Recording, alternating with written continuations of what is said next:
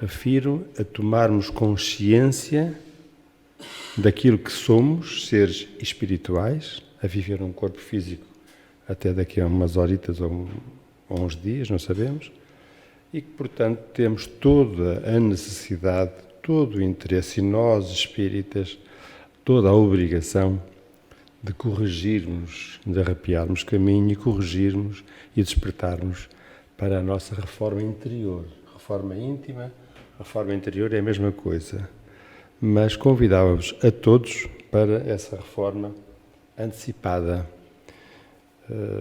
O mais depressa possível vos convido eu para isso. Então começo, como quase sempre, com o Livro dos Espíritos. Está a projetar bem, não está? Está? Com a questão 900, eu nem mexo nisto, com medo que o João ralhe comigo. Questão 919 do Livro dos Espíritos, falando sobre a pergunta que Kardec fez à espiritualidade superior: qual o meio prático mais eficaz para se melhorar nesta vida e resistir ao arrastamento do mal? E o Espírito de Verdade responde-lhe: um sábio na antiguidade já vos disse. Quem foi esse sábio? Sócrates. 400, dizendo que conhece-te a ti mesmo,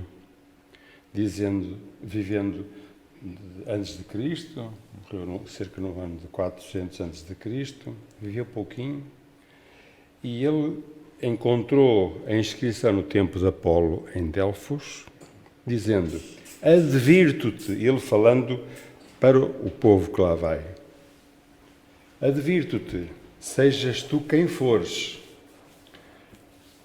O que é, João? Não, está ligado. Está bem agora?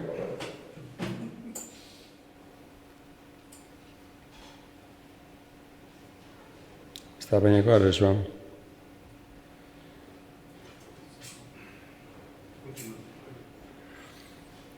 Advirto-te, sejas tu quem fores, e que desejas sondar os arcanjos da natureza, porque o templo de Delfos foi construído exatamente para a comunicação com o superior, com a divindade. Queres contactar com os arcanjos da natureza, que se não encontrares dentro de ti aquilo que procuras, tão pouco poderás encontrar fora. Vejam, há quantos milhares de anos isto foi dito, vejam que espírito era este de Sócrates. Ele foi um homem de singular sabedoria, de retidão de caráter e de devotado amor à justiça e aos seres humanos. Acreditava que o homem não seria feliz se não se voltasse refletivamente para si mesmo. As suas ideias levavam a uma moral individual, baseada na essência espiritual de cada ser humano, alicerçando a conduta de cada um na plena consciência responsável. E na busca do conhece-te a ti mesmo, o homem vai aprendendo a reformar-se intimamente. Sócrates teria tornado a inscrição da entrada do templo de Delfos como inspiração para construir a sua filosofia, que teria seguimento com Platão, que foi um dos seus discípulos, da sua filosofia, já que estaria muito interessado nessa relação com os outros e com o mundo. Dizia ter recebido de Deus a missão de exortar os atenienses, velhos ou jovens, a deixarem de cuidar das coisas. João está a fazer feedback. A deixarem de cuidar das coisas, passando a cuidar de si mesmos. Conhecer a mim mesmo para saber como modificar a minha relação para comigo, com os outros e com o mundo. E ainda no tempo de Delfos: se ignoras as excelências da tua própria casa, como poderás encontrar outras excelências? Em ti se encontra oculto o tesouro dos tesouros. Homem, conhece-te a ti mesmo e conhecerás o universo e os deuses.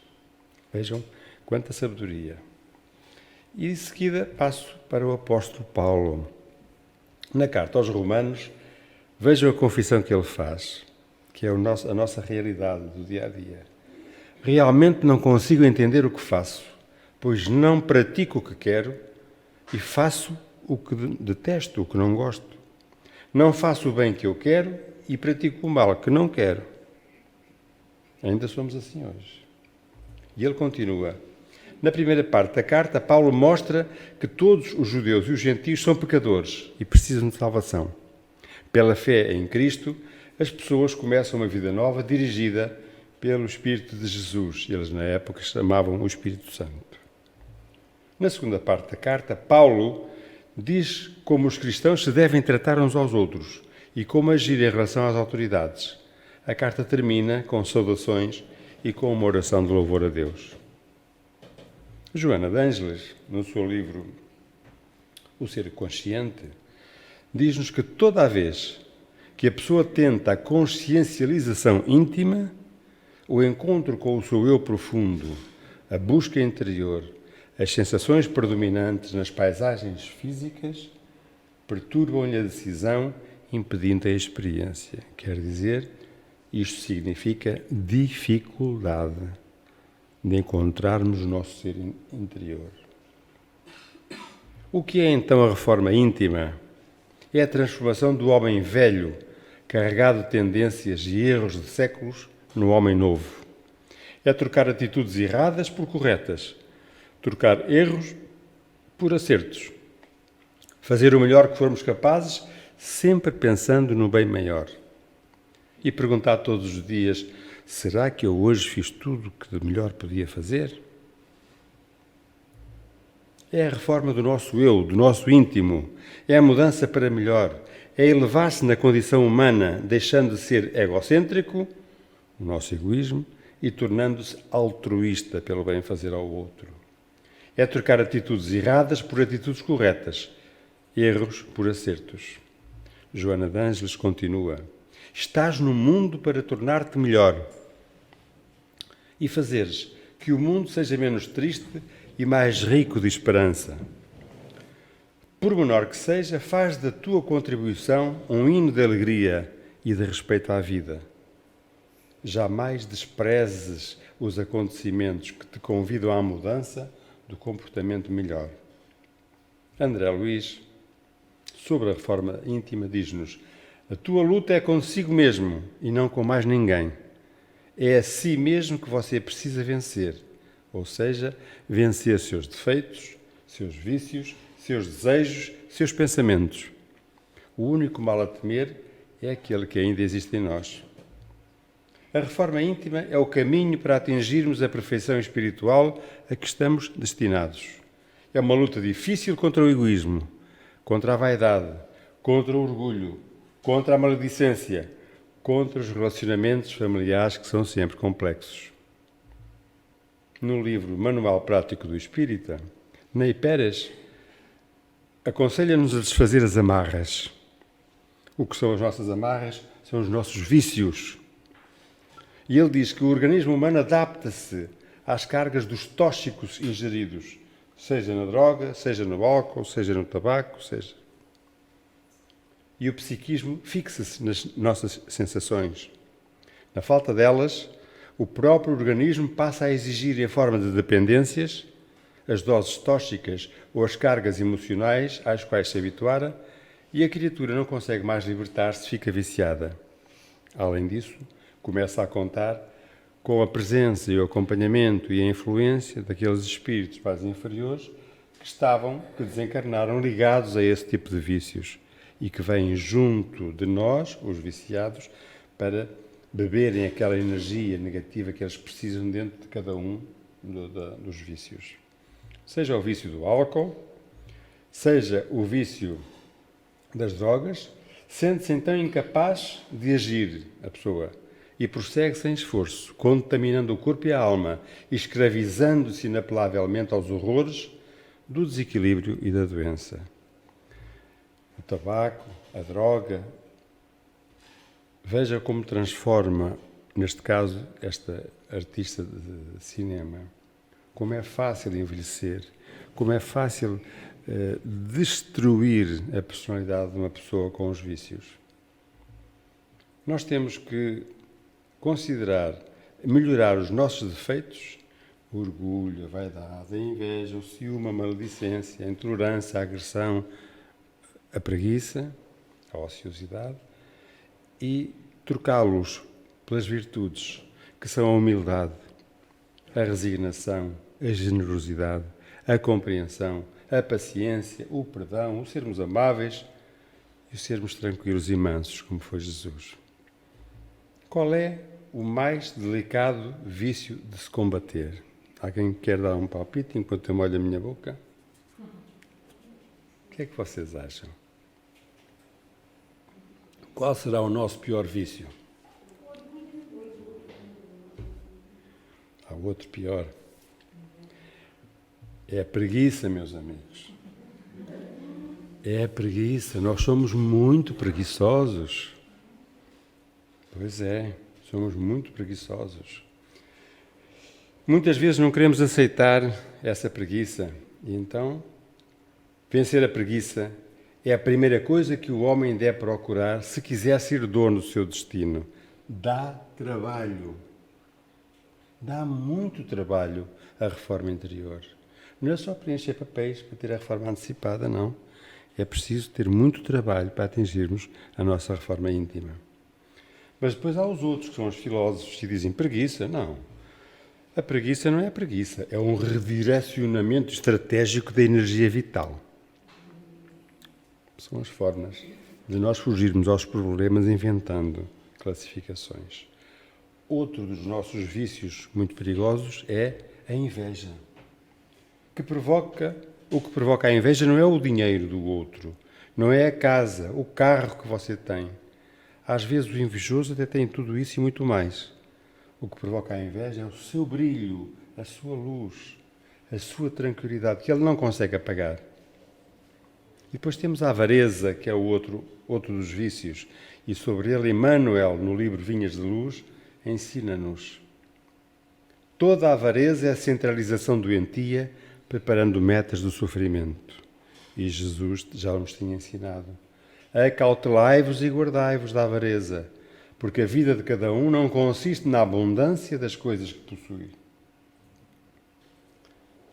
Outro dos vícios que nós temos é a gula, que é o vício de comer e de beber em excesso. Todos nós comemos e bebemos mais do que aquilo que necessitamos. Então, o que sobra, para onde é que vai? Para os sinais exteriores de riqueza. É uma barriguinha que é uma riqueza, é umas pernocas que é uma riqueza, é tudo uma riqueza. E depois, para emagrecer, é o cabo dos trabalhos. A gula é outro dos nossos vícios difíceis de combater. Mas há um ainda pior, que é a ira ou a raiva.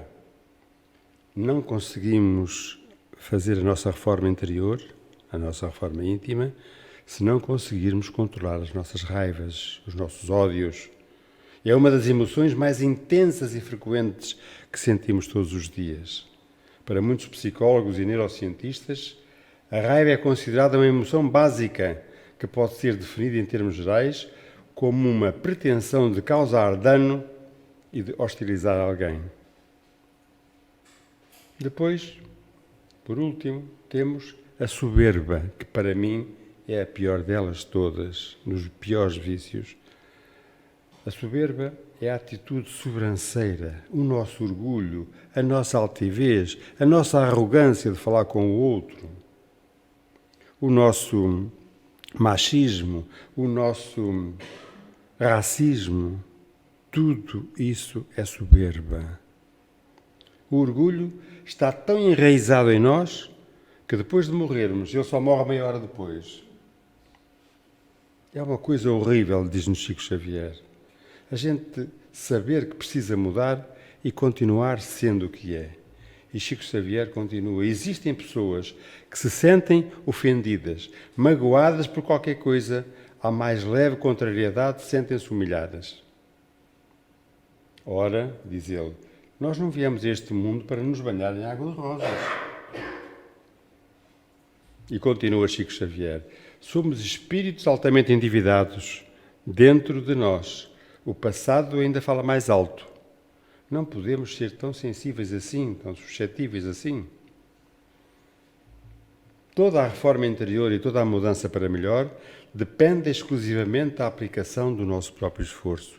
Lá está a preguiça, lá está o trabalho. E eu aprendi na catequese, quando está a preguiça, diligência, não é? Diligência quer dizer o trabalho, para nos tirar da preguiça. Sei o que devo ser, disse Chico Xavier, e ainda não sou, mas dou graças a Deus por já estar trabalhando, embora lentamente, porque dentro de mim, para trabalhar lentamente, por dentro de mim próprio, para chegar um dia a ser o que devo ser. Emmanuel, de novo, não te prendas excessivamente às dificuldades do dia de ontem, nem te inquietes demasiado pelos prováveis obstáculos de amanhã. Vive e age bem no dia de hoje, equilibra-te e vencerás. Movimenta as mãos cansadas para o trabalho e ergue os joelhos desconjuntados, na certeza de que para a obtenção da melhor parte da vida é preciso servir e marchar incessantemente. Continua Emmanuel no livro Fonte Viva. Enquanto não alcançarmos a herança divina a que somos destinados, qualquer descida é sempre fácil. A elevação, porém, é a obra do suor, da persistência, do sacrifício. Voltamos ao Livro dos Espíritos para a questão 919, em que o conhecer a si próprio, pergunta Kardec, compreendemos toda a sabedoria dessa máxima, mas a dificuldade está precisamente em se conhecer a si próprio. Qual é o meio de chegar a isso? E olhem a resposta sábia. Fazei o que eu fazia quando vivia na terra. No fim de cada dia, interrogava a minha consciência, passava em revista o que havia feito e me perguntava se não tinha faltado ao cumprimento de algum dever, ou se ninguém teria motivo para se queixar de mim. Foi assim que cheguei a me conhecer e a ver o que a mim necessitava da reforma. Conhecem estas palavras? Santo Agostinho. Voltamos a André Luís. Se você parar de se lamentar, notará que a felicidade está chamando o seu coração para a vida nova. Já sabemos que nós reclamamos uma vez por minuto, cada um de nós. Cada uma das pessoas que está aqui reclama uma vez por minuto, o que quer dizer que se algum de vós não reclamar uma vez por minuto, eu reclamo 2 vezes por minuto. A estatística é isso, não é? E então paremos de nos lamentar. Notaremos que a felicidade está chamando o nosso coração para uma vida nova. Quando o céu estiver cinza, como agora, a derramar em chuva, medite na colheita farta que chegará do campo e na beleza das flores que surgirão no jardim. Damos uma volta pelo Evangelho. Reconhece-se o verdadeiro espírita por sua transformação moral e pelo esforço que faz para dominar as suas más inclinações. E Chico Xavier continua: o espírito que não se preocupa com a sua renovação íntima não compreendeu a essência do espiritismo.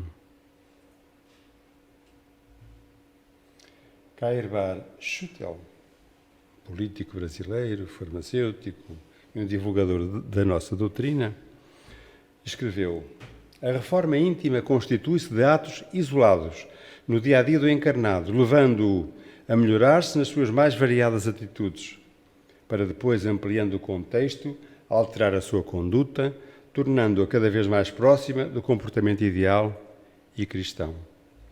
Os espíritos amigos fazem o que podem para nos ajudar. O problema é que nem sempre fazemos a parte que nos compete. Tudo queremos obter sem o menor esforço de renovação. Lembra-te que um sorriso de confiança, uma prece de ternura, uma frase de bom ânimo, um gesto de solidariedade e um minuto de paz não têm preço na terra. Osho, o guru indiano, também opina sobre isto da reforma íntima, porque quando a mudança acontece em nós, já começamos a mudar o mundo. Voltamos a Chico Xavier. Chico Xavier tem uma obra fantástica sobre a reforma íntima, livros e livros e livros sobre isto. Procure sempre fazer o que é correto, porém, você precisa entender que por mais que você se esforce, algumas pessoas só conseguem ver o seu pior, nunca veem as coisas boas que a gente faz. Não faz mal, continuemos em frente. Ninguém é suficientemente perfeito para exigir dos outros o que ainda não realizou dentro de si. Nós passamos a vida a dizer, tu não fazes isto, aquilo não faz aquilo, não sei o quê, e não olhamos para aquilo que estamos nós a fazer. Recordemos Jesus, que sendo suficientemente bom, justo, sábio e perfeito, não nos julga e nos ama a todos, que ainda odiamos, perseguimos e invejamos. Então está no tempo de termos a nossa reforma íntima. É um momento de cura.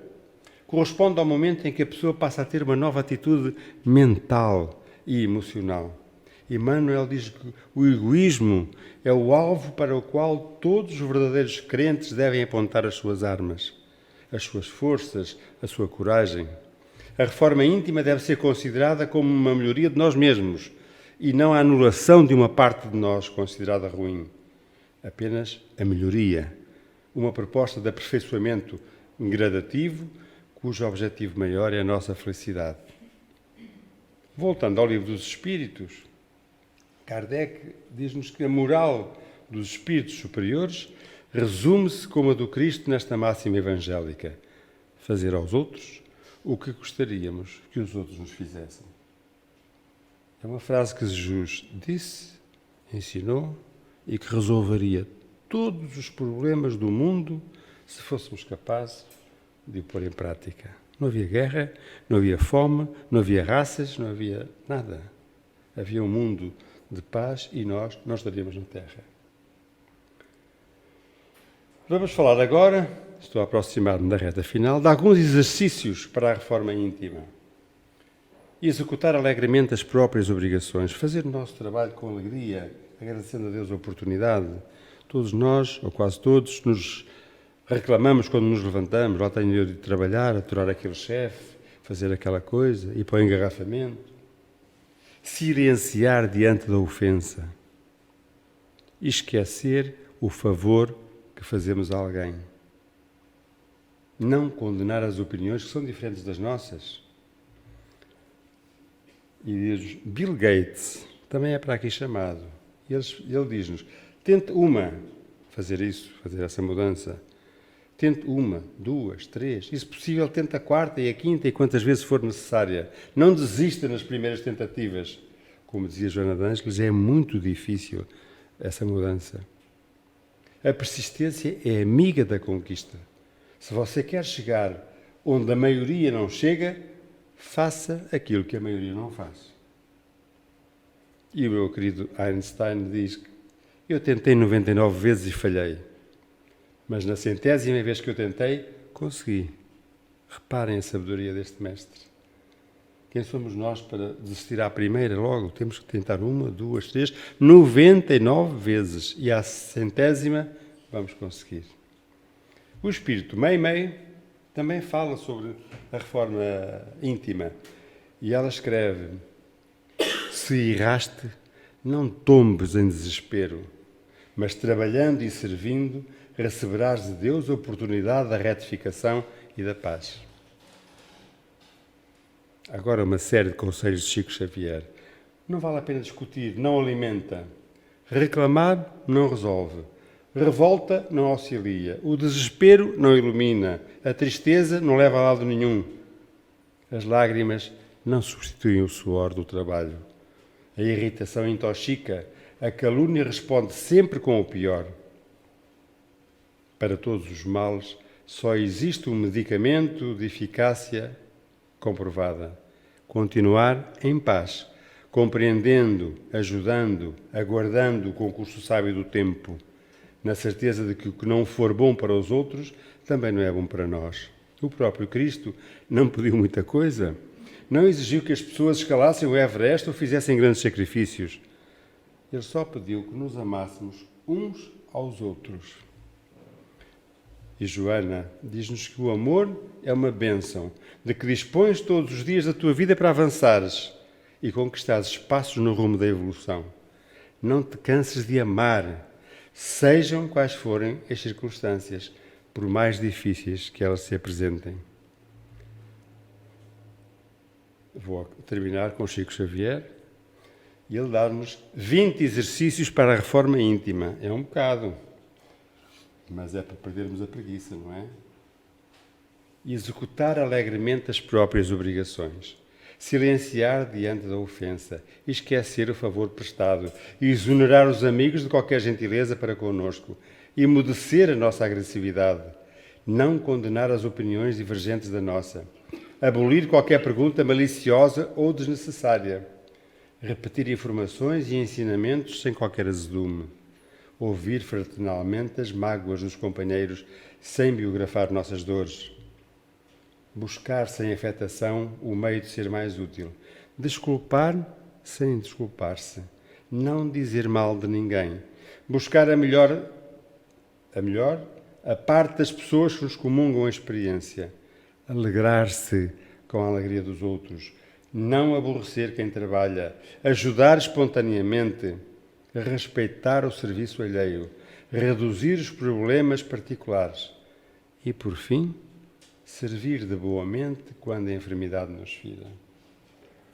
Com as sábias palavras deste Mestre, este Espírito de luz tão elevado, eu termino a minha apresentação pedindo a Jesus que nos abençoe e agradecendo a vossa paciência que tiveram de me ouvir.